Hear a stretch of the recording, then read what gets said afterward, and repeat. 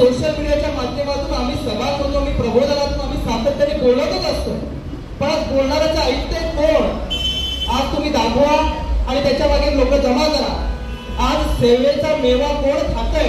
सेवा दाखवून त्या सेवेच्या माध्यमातून कसा मेवा खाल्ला जातो याचं ताजं आणि ठळठळीत उदाहरण म्हणजे हा वाडा भिवंडी रोड. या रस्त्यावर आतापर्यंत हजारो ते शेकडो कोटी रुपयांचा खर्च झाला.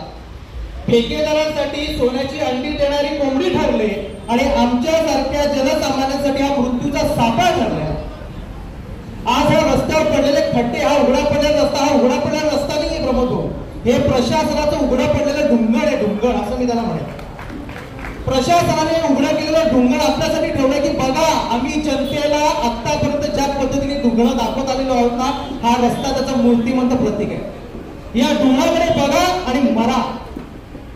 आज आमच्या सर्वसामान्य घरामधली मुलं या ठिकाणी मरतात.